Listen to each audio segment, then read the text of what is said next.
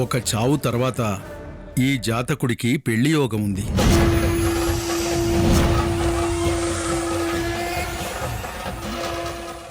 మీరా మాట చెప్పిన క్షణం నుండి ఏ క్షణం ఎవరికి ఏం జరుగుతుందో, ఏం వినాల్సి వస్తుందో అని భయంతో గడిపాను స్వామి. మీరు చెప్పినట్లుగానే ప్రేమ విషయంలో నాకు ఆ సూచనలు కనిపించాయి.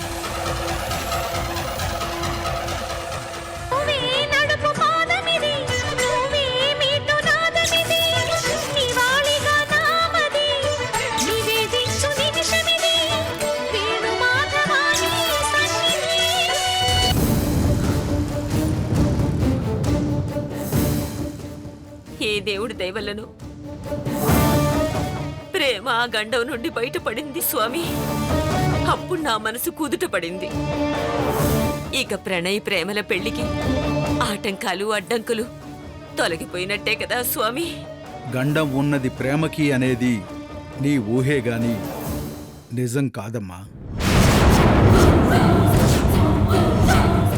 అదేంటి స్వామి, ప్రేమ గండం అంచుల వరకు వెళ్ళి బయటపడింది అంటే గండం తప్పినట్టే కదా. ప్రణయ్కి పెళ్లి జరగాలంటే ప్రాణం బలి కావాల్సిందే, తప్పదు.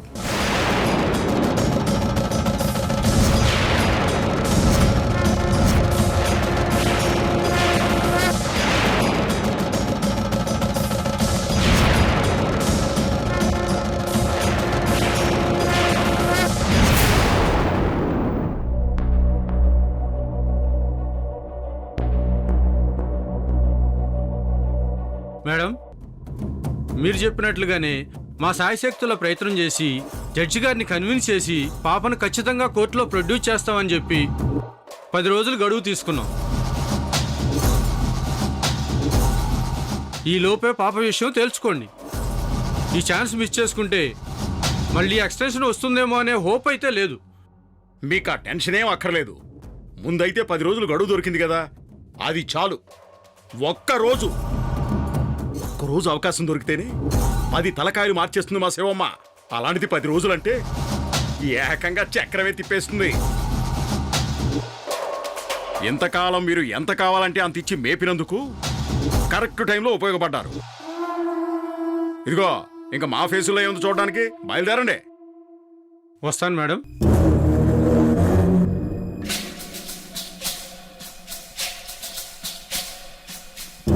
శివమ్మా, ఏంటమ్మా కోర్టు గడువు ముగిసిపోతుంది, ఆస్తి చేజారిపోతుంది అనుకుంటున్న టైంలో లాయర్లు 10 రోజులు గడువు తీసుకొస్తే ఆనందపడాల్సింది పోయి ఆలోచనలో పడ్డావేంటి? మన పని పూర్తవడానికి 10 రోజులు టైం సరిపోదంటావా? 10 రోజుల్లో ప్రణయ్ ప్రేమల పెళ్లి చెయ్యొచ్చు. అవసరమైతే పరిస్థితులన్నిటినీ మనకు అనుకూలంగా మార్చుకోనువచ్చు. నేను ఆలోచిస్తుంది దాని గురించి కాదు. మరి సింగింగ్ కాంపిటీషన్లో గెలవడం, ప్రేమకు సడన్ గా ఫేమ్ వచ్చింది. దాంతో అవకాశాలు ఖచ్చితంగా ప్రేమను వెతుక్కుంటూ వస్తాయి. ప్రేమకొచ్చిన నేము ఫేము చూసి ప్రణయ్ ప్రేమను నిజంగానే ఇష్టపడితే, పెళ్లి చేసుకున్న తర్వాత పాపను అడ్డు పెట్టుకుని ప్రేమను ఇంట్లోంచి గెంటేకపోతే అప్పుడు పరిస్థితి ఏంటి? ఆ స్నేహకేం చెప్పాలి? ఏముంది, ఇప్పటి వరకు చెప్పినట్టుగానే అప్పుడు ఇంకో అబద్ధం చెప్పి నాతో మరో నాటకం మొదలు పెడుతురు గాని. వచ్చేసింది. నాకు తెలుసు ప్రణయ్ ప్రేమకి లొంగిపోయాడు, నిజంగానే ఇష్టపడుతున్నాడు, రేపు పెళ్ళైతే నెత్తను పెట్టుకుని చూసుకుంటాడు అని. అప్పుడు నేనేం చేయలేను, మీరు ఏమీ చేయలేరు. మిమ్మల్ని నమ్మి నేను తప్పు చేశాను.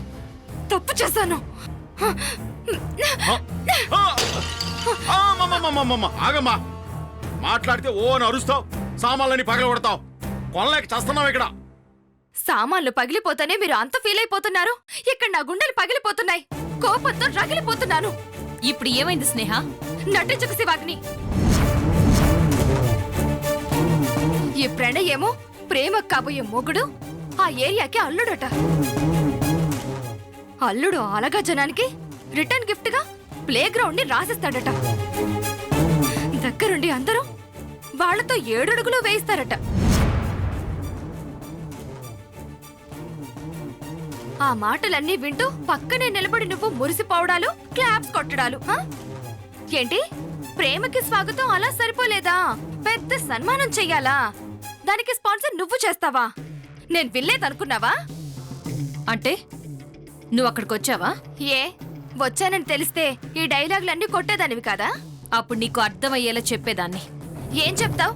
స్నేహ, ప్రేమ దగ్గర గాని వాళ్ళ ఫ్యామిలీ దగ్గర గాని నీకు ప్రణయ్ చెప్పే మాటలు, చేసే పనులు అన్నీ కేవలం ప్రేమను నమ్మించడానికి, పెళ్లి కొప్పించడానికి. అదంతా నాటకమే.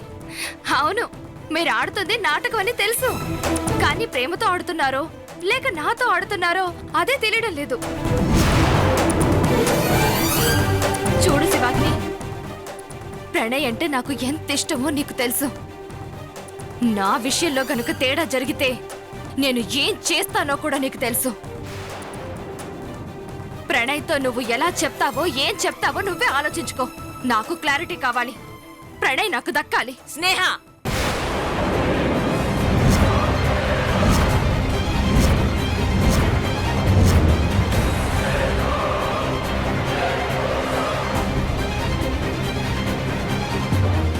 ప్రణయ్ని నువ్వు ప్రేమిస్తున్నావని, నన్ను రికమెండేషన్ చేయమని నువ్వు ఆల్రెడీ ఓసారి నాతో చెప్పావు.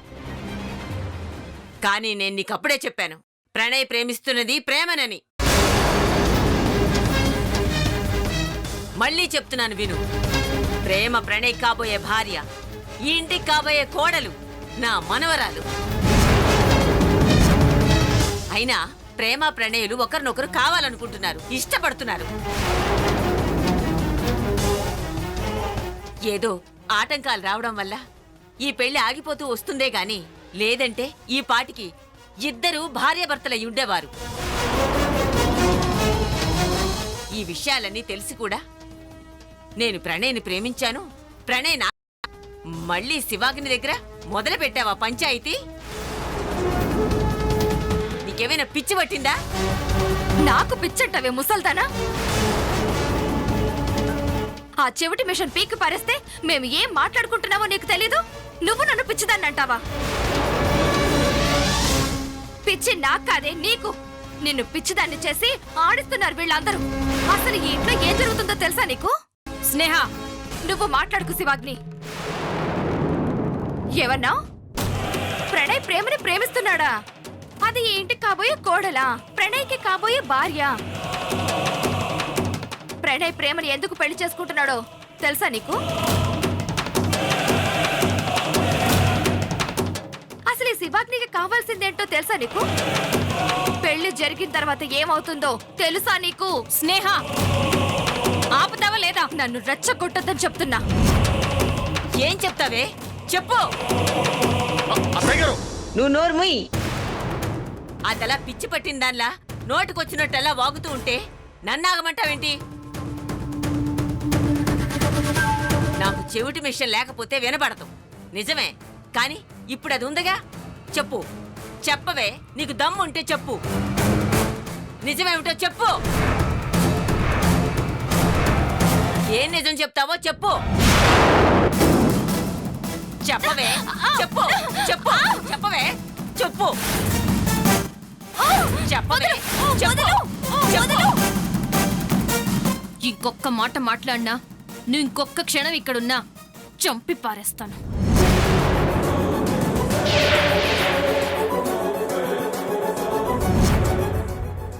ఉన్న నాళ్ళు ప్రశాంతంగా ఉండు, మాకు దూరంగా ఉండు. మళ్ళీ చెప్పను, వెళ్ళిక్కడి నుంచే.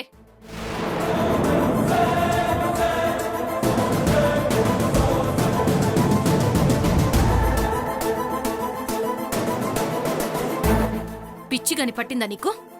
ముసలిదేదో రెచ్చగొడితే నిజాలు బయట పెట్టేస్తావా? ఆ ముసలిదానికి నిజం తెలిస్తే ప్రణయ్ నీకు దక్కడు, ఆస్తి నాకు దక్కదు. ఇద్దరం మట్టి కొట్టుకుపోతాం తెలుసా? చూడమ్మా స్నేహ, నా బిడ్డ లాంటి దానివని చెప్తున్నా. సరే, వీళ్ల పిలక నీ చేతుల్లో ఉంది, ఒప్పుకుంటా. కానీ దేనికైనా పట్టు విడుపులు ఉండాలమ్మా. ఆవేశపడితే పనులు జరుగుతాయో చెప్పు, వేడిసి కొడతాయి.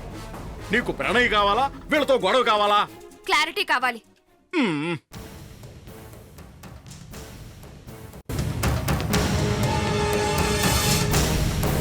ఏంటి మళ్ళీ డిస్కషన్ పెట్టావా?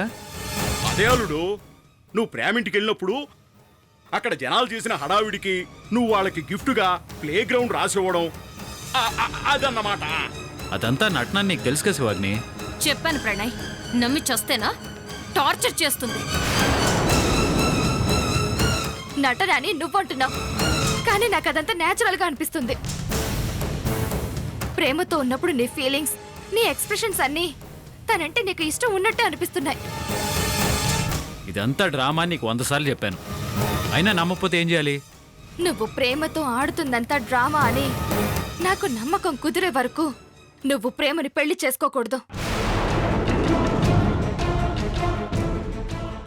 కాదని చేసుకున్నావో పెళ్లి పీటల మీద ఉన్నప్పుడైనా సరే అక్కడికొచ్చి నీ వీడియోని అందరి ముందు ప్లే చేస్తాను.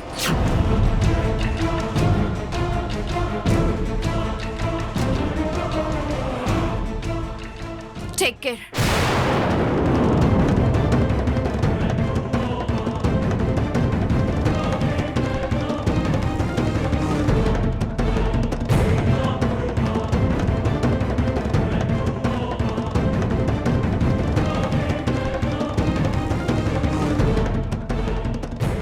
ఆస్తి మాట ఏమో తెలీదు గాని మావయ్య, ఒక పక్క ఆ ప్రేమ పెడుతున్న కండిషన్స్కి, ఇటు స్నేహ పెడుతున్న టెన్షన్స్కి నా తల పగిలిపోతుంది.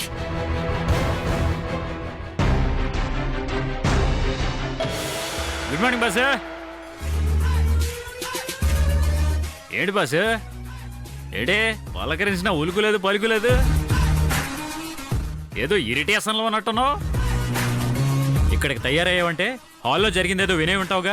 విన్నాను కాబట్టే నీతో పర్సనల్గా డిస్కషన్ చేద్దామని ఎయిట్ చేస్తున్నాను.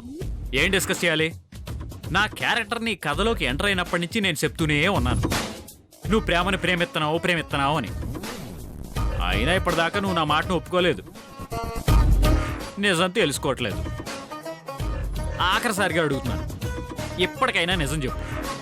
నువ్వు ప్రేమని ప్రేమించడం, పెళ్లి చేసుకోవాలనుకోవటం అంతా నటనేనా? కాదు. ఆ? నేను ప్రేమతో ఆడుతుంది నాటకం కాదు, ఇప్పుడు స్నేహంతో ఆడుతుందే నాటకం. బాసు, ఇప్పుడు నువ్వు చెప్పిన డైలాగ్ని ఇంకోసారి చెప్పవా? నిజం, నేను ప్రేమకి స్వార్థంతోనే దగ్గరయ్యాను, కానీ ఇప్పుడు మాత్రం నిస్వార్థంగానే తను ప్రేమిస్తున్నాను. తనతోనే కలిసి బతకాలనుకుంటున్నాను.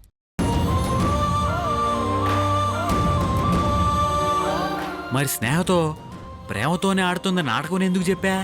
అలా చెప్పకపోతే స్నేహ తన దగ్గరున్న వీడియోని ప్రేమకు చూపిస్తుంది. దాంతో ప్రేమ నన్ను అపార్థం చేసుకుని శాశ్వతంగా నాకు దూరం అవుతుంది.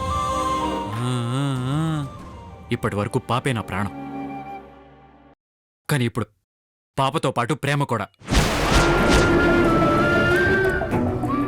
నేను ప్రేమను ప్రేమిస్తున్నానని నువ్వు ఎన్నిసార్లు చెప్పినా వాదించాను, కానీ నువ్వు చెప్పిందే నిజం అని అర్థం చేసుకోవడానికి ఇన్నాళ్ళు పట్టింది. రేయ్ రేయ్, ఏమైంది రేయ్?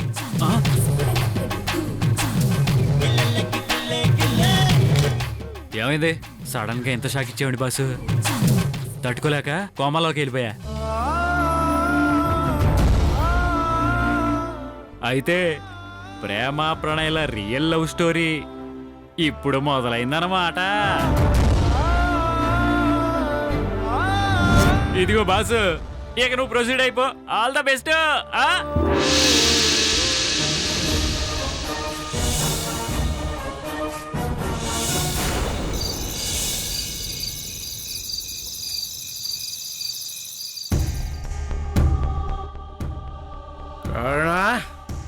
ప్రేమ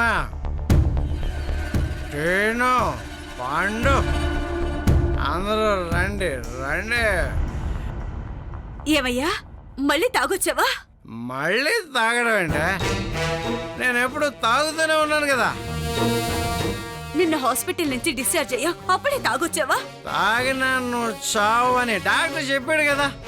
తాగకపోతే చచ్చిపోతానన్న భయంతో తాగాను. అందుకే ఈ క్షణం నుంచి నువ్వు నన్ను తిట్టని వీల్లేదు అంతే. ఎందుకంటే ఇప్పుడు నా కూతురు పెద్ద సెలబ్రిటీ. కూతురు సంతోషాన్ని సెలబ్రేట్ చేసుకోవాలని ఓ తండ్రిగా నాకు అనిపించింది. అందుకే తాగాను. అది సరే గాని నీ చేతిలో ఏంటి నాన్న? బిర్యానీ ప్రేమ. బిర్యానీయా? ఎప్పుడు మీ అమ్మ నన్ను తిడుతూ ఉంటది కదా, ఎంతసేపు నీ సుఖం నీ తాడు గురించి చూసుకోవడమేనా? ఈ ఇంటి గురించి పిల్లల గురించి ఏనాడే పట్టించుకున్నావా అని అడుగుతుంది కదా. అందుకే ఫస్ట్ టైం డాడీ పాత్ర పోషించాను. నేను తాగడమే కాకుండా మీ అందరికీ బిర్యానీ పట్టుకొచ్చాను. కమాన్ తిందారండి. వీటన్నింటికి డబ్బులు ఎక్కడి నుంచి వచ్చాయి నాన్న? మందు కావాలంటే డబ్బులు కావాలనేది ఒకప్పుడు ప్రేమ. ఇప్పుడు రోజులు మారిపోయాయి. ఇప్పుడు నేనెవరిని? తాగపోదు డేవిడ్నా? కాదు, ప్రేమ సింగర్ ప్రేమ ఫాదర్ డేవిడ్ని.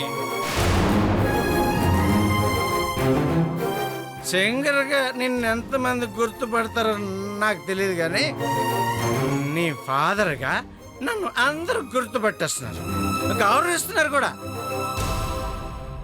అవసరాలు కూడా అడిగి మరీ తీరుస్తున్నారు. సింగర్ ప్రేమ మీ అమ్మాయి కదా, అంత గొప్ప సింగర్ కన్నా మీరు గ్రేట్ అంటూ కాంప్లిమెంట్స్ ఇచ్చేవాళ్ళు కొందరు, అడగకుండానే మందు పోసేవాళ్ళు కొందరమ్మా. అన్నట్లు ఆ బిర్యానీ సెంటర్ వాడు ఆ హోటల్ ప్రమోషన్ కోసం నా కూతురుతో చిన్న యాడ్ చేయించుకుంటానన్నారు. నేను ఓకే అన్నాను. ఠీకే అని వాళ్ళు బిర్యానీ ప్యాకెట్ నా చేతిలో పెట్టారమ్మా. అంటే ఇప్పటి వరకు దాని సంపాదన మీద బతికా, ఇప్పుడు దాని పేరు అడ్డు పెట్టుకుని బతుకుతున్నావు అనమాట. తప్పులు చేసి మాత్రం బతకడలే కదా నీ మొగుడు. రేపు నా కూతురు ఇంకా పెద్ద ఎత్తు ఎదుగుతుంది, సినిమాల్లో కూడా పాటలు పాడుతుంది. అప్పుడు అప్పుడు చూపిస్తా నా పవర్ ఏంటో. అప్పుడు అక్కకు కూడా పెద్ద పేరు వస్తుంది కదా నాన్న. పేరేంట్రా, కారు కూడా వస్తుంది. జూబ్లీ హిల్స్ లో పెద్ద బంగ్లా, సెంట్రల్ ఏసీ. ఆ ఇంట్లో ఒక్కొక్కరికి ఒక్కొక్క కారు, ఓ బెడ్రూము. అప్పుడు నేనైతే వైన్ షాప్ కి వెళ్ళాల్సిన అవసరం లేదురా. అయితే తాగుడు మానేస్తావా? మా ఎగరలో మాట్లాడుతున్నా ఏంటనుకుంటున్నాను? ఇంట్లో బార్ సెటప్ పెట్టేసుకుంటాను అంతే. నానా ముందు మనం బిర్యానీ తిందాం రా నానా. ముద్దు వచ్చేస్తున్నారా, పదరా బిర్యానీ తిందాం. కమాన్ కమాన్ కమాన్ కమాన్, పదండి పదండి. అమ్మా, నాన్న సంగతి నీకు తెలిసిందే కదా, వదిలేసే. అంతకు మించి మనమేం చేయగలం? అన్నట్టు నేను ఒక ఛానల్ ఇంటర్వ్యూకి వెళ్ళాలమ్మా. ఇందాకే కాల్ వచ్చింది. ఈ టైంలోనా? తప్పదు. అవకాశాలు టైం చూసుకొని రావమ్మా.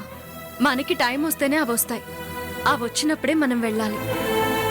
సరే, జాగ్రత్తగా వెళ్ళిరా. సరే.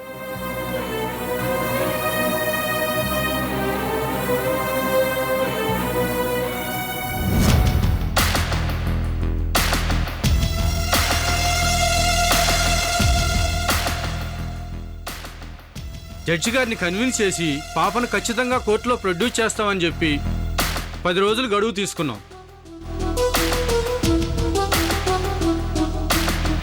ప్రణయ్తో నువ్వు ఎలా చెప్తావో ఏం చెప్తావో నువ్వే ఆలోచించుకో.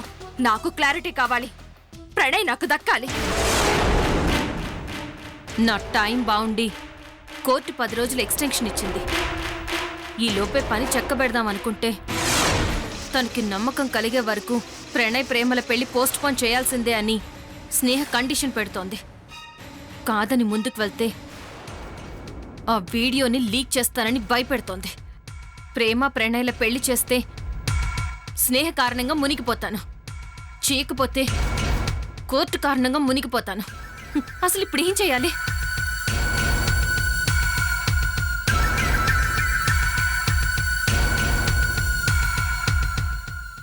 ప్రణయ్ స్నేహనే ప్రేమిస్తున్నాడు, ఫైనల్గా తనతోనే ఉంటాడు అనే నమ్మకం స్నేహలో కలిగించాలి. ప్రణయ్ ప్రేమల పెళ్లి జరిపించాలి. పాపని కోర్టులో ప్రొడ్యూస్ చేయాలి. ఇవన్నీ జరిగితేనే ఇంతకు ముందు మేం చేసిన పనులకి, హత్యలకి, పడిన టెన్షన్స్కి ఫలితం దక్కుతుంది.